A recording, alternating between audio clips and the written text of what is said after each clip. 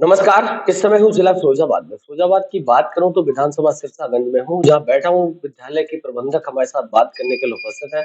2 संस्थान चलाते हैं और लगभग काफ़ी लंबा अरसा हो गया है, शिक्षा क्षेत्र से जुड़े हुए हैं। बात करने को जानने का प्रयास करता हूँ, क्योंकि 2 संस्थान हैं। एक संस्थान का नाम है संतनाथ बाबा इंटर कॉलेज, दूसरा संस्थान है सेवन वंडर्स इंटर कॉलेज। दोनों संस्थान एक सूरजपुर में स्थित है, एक अ, उसके पास वाले गाँव में स्थित है। बात करने को जानने का प्रयास करता हूँ कि संस्थानों का उद्देश्य क्या था? कोरोना काल के समय क्या-क्या परेशानियों का सामना करना पड़ा? सरकार का सहयोग कैसा रहा था? बहुत चंद महीने का समय रह गया है, नया सेशन स्टार्ट होने वाला, तो उसके लिए क्या-क्या तैयारियाँ चल रही हैं? सर, सबसे पहले तो आपका स्वागत धन्यवाद। है। जी। देखिए सर, ऐसा है कि अभी फिलहाल कहना चाहिए यहाँ के ग्रामीण अंचल को देखते हुए जो हमारा संतनाथ बाबा इंटर कॉलेज है, वो एक्चुअली क्या है कि दलित मजदूर यहाँ के लोग एफोर्ड्स नहीं कर पाते। उन लोगों के लिए एक ऐसी व्यवस्था है जो हर आदमी कम फीस पर उच्च शिक्षा ग्रहण कर सकता है। और ये हमारा विद्यालय अब चूंकि यहाँ के बच्चे सीबीएसई बोर्ड के लिए प्रीफर करते थे, तो उसके अकॉर्डिंग हमने सीबीएसई बोर्ड का हमारे पहला बैच जा रहा है। ये सीबीएसई बोर्ड की 7 वंडर की हमने मान्यता इसलिए कराई। कुछ ऐसे भी परिवार हैं जो बच्चों को बाजार भेजना ज्यादा पसंद करते थे, तो दोनों ही व्यवस्थाएं हमारी वो ईपी बोर्ड की हैं, ये सीबीएसई बोर्ड की हैं। और सर दोनों में हमारे यहाँ इस तरह की व्यवस्था है कि बच्चों के लिए कहना चाहिए जो भी व्यवस्थाएं कोरोना काल में जो संकट आया, हमने ये भी अपने तरह नियम किया कि अगर किसी के मम्मी पापा अगर कहना चाहिए किसी कारण भगवान को प्यारे हो गए, तो हमने बच्चे से किसी से फीस नहीं ली है। पूरे कोरोना काल में अपने हर टीचर को सैलरी हमने घर घर पहुंचाने का काम किया है। सरकार की गाइडलाइन जैसी भी आई है उसका हमने स्वागत किया, लेकिन गाइडलाइन के बावजूद भी जितनी भी व्यवस्थाएं पब्लिक की हो सकती है विद्यालय परिवार की तरफ से, हम अग्रणी आगे खड़े रहे। और हमारा यहाँ उद्देश्य सिर्फ यही है कि इन विद्यालयों के सहयोग से यहाँ के वो बच्चे नई प्रतिभा निकल के आए जो आज दिल्ली और कहना चाहिए बड़े बड़े महानगरों के बच्चे शिक्षा ग्रहण कर रहे हैं। वो पढ़ाई हम लागू करने का उद्देश्य हमारा यही है। अब वो आगे के ऊपर है कि कितना हम सफल हो पाते हैं। एक सवाल आपसे है, चूँकि आपका दौर रहा, फिर मेरा दौर रहा। उस समय सीबीएसई बोर्ड का कहीं नामो-निशान नहीं था। बहुत रेयर केसेज़ थे, बड़े-बड़े शहरों में सीबीएसई के विद्यालय थे। आज अगर देखा जाए तो हिंदी मीडियम को छोड़कर लोग इंग्लिश मीडियम में ज़्यादा प्रेफ़र कर रहे हैं। यूपी बोर्ड छोड़ के सीबीएसई की तरफ जा रहे हैं। उसका सबसे मुख्य कारण क्या हो सकता सर ऐसा कारण इसका मुख्य सिर्फ एक ही है कि आजकल कहना चाहिए सीबीएसई बोर्ड का जो सिलेबस है वो कहना चाहिए जो यूपीएससी हमारा, उसमें कहना चाहिए यूपीएस सीबीएसई वाला बच्चा यूपीएससी को बहुत जल्दी क्रैक कर रहा है। और उसमें 90% ऑब्जेक्टिव है। ऑब्जेक्टिव क्वेश्चन को कहना चाहिए जो सीबीएसई वाला जितनी जल्दी क्रैक कर लेगा उतनी यूपी बोर्ड वाला नहीं। यूपी बोर्ड का सिलेबस बड़ा लेंदी है और लेंदी में से कहना चाहिए बाहर निकलना बहुत कठिन काम होता है। और थोड़ा ये भी है कि सीबीएसई का बच्चा थोड़ा लेबोरियस भी हो जाता है और यूपी बोर्ड का बच्चा उसको इतनी संसाधन परिवेश, और मैं समझता हूँ 90% यूपी बोर्ड के बच्चे गरीब परिवारों से होते हैं, दलित लोग होते हैं, मजदूर होते हैं।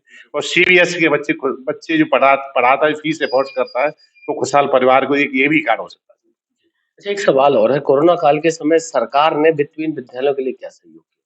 सर ऐसा बेशक सरकार का स्वागत है। सरकार हर किसी सरकार ने बहुत अच्छे काम किए आपको बताया, लेकिन कम से कम यही है सरकार इतना और कर देती है कम से कम हमारे टीचरों के लिए कुछ मानदेय वगैरह भत्ता वगैरह कुछ लागू करे, तो इन विद्यालय प्रबंधकों को बहुत राहत की सांस मिल जाती है। एक दूसरे ये सबसे बड़ी दिक्कत है फीस नहीं आ रही है।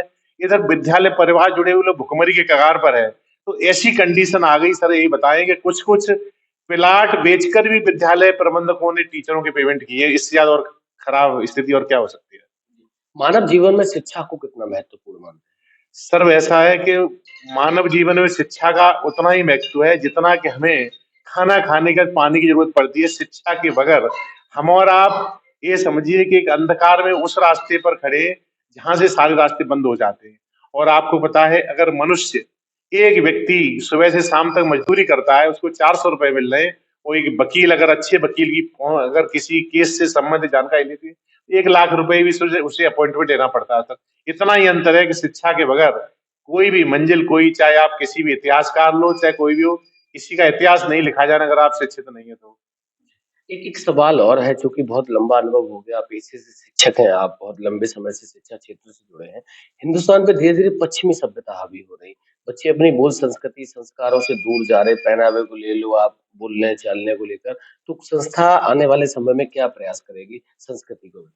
सर ऐसा ही आपका बहुत अच्छा सवाल है। मैं कहना चाहिए बिल्कुल आपने बहुत अच्छा क्वेश्चन किया, लेकिन इसके लिए मैं आपको बता दूं, पश्चिमी सभ्यता जितनी हमारी टीवी टीवी बच्चे देख रहे हैं, मोबाइल पे कहना चाहिए, मैं समझता हूँ पढ़ाई का सारा समय अगर बच्चों का भविष्य चौपट हो रहा है तो उसका कहीं ना कहीं कार्य एक मोबाइल भी है। और बच्चों ने मम्मी पापा से बात करना बंद कर दिया, आपको बता दें, इस मोबाइल की वजह से पढ़ाई से दूर होते ही जा रहे, मम्मी पापा से दूर हो गए, किसी को समय नहीं है, घर में 5 कैंडिडेट, 5 अपने अपने मोबाइल पे बिजी है, आपको बता दें। और जैसा जैसा कहना टीवी में नाटक देख रहे हैं, कोई धारावाहिक देख रहे हैं, उस धारावाहिक की पूरी कहना चाहिए कॉपी खुद तैयार होके कर रहे हैं।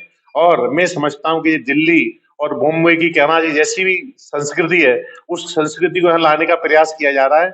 मेरे हिसाब से आगे वाले समय में जब विदेशी लोग यहाँ की लोगों की संस्कृति देख के वहाँ साड़ी कुर्ता पाजामा लोग पहनना सीख रहे हैं और ये लोग उनकी सभ्यता की कहना नकल कर रहे हैं, आगे चल के अपनी जो हिंदुस्तान की संस्कृति है वही रहेगी। इन संस्कृति जो इनकी पश्चिमी सभ्यता संस्कृति है, मेरे हिसाब से तो ये कहना है नाकाम साबित हो।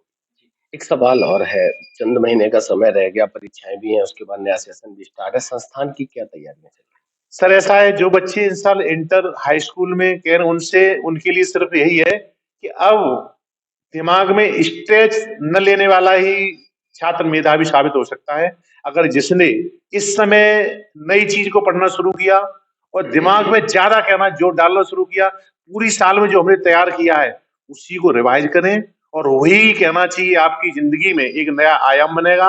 और जो ये समय बचा है, ये समय अगर सही से सदुपयोग हो जाए तो वही आपका इतिहास बना देगा, और यही समय अगर आपने बर्बाद कर दिया तो जीवन बर्बाद हो जाएगा।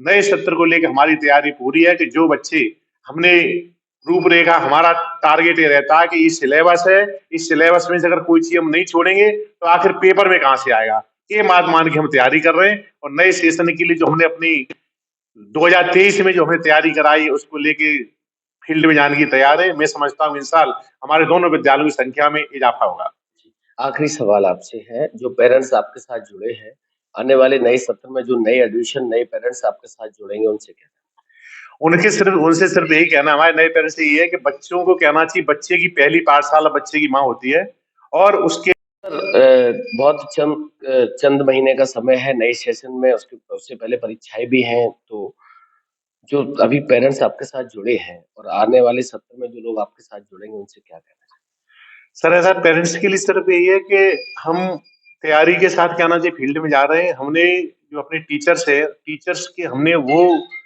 टेक्निक से काम किया कि पहले टीचर्स की हम खुद मॉनिटरिंग करते हैं, उसके बाद टीचर्स बच्चे के साथ मॉनिटरिंग करते हैं। और मैं समझता हूं कि अगर हमने सिलेबस में से अगर कोई चीज नहीं छोड़ेंगे तो आखिर पेपर में कहां से, इस सिद्धांत को लेके हम आगे चल रहे हैं पेरेंट्स के बीच में। और पेरेंट्स से भी हम ये कहते हैं कि बच्चा आपके पास 18 घंटे रहता है, हमारे पास 6 घंटे रहता है, हम प्रयास ये करेंगे हमारे 6 घंटे आपके 18 घंटे में हावी रहे। बहुत-बहुत धन्यवाद सर, हमारी तरफ से भी आपको आने वाली परीक्षाओं के लिए, नए सत्र के लिए, विद्यालय परिवार को बहुत-बहुत बधाई, शुभकामनाएँ। धन्यवाद। धन्यवाद सर।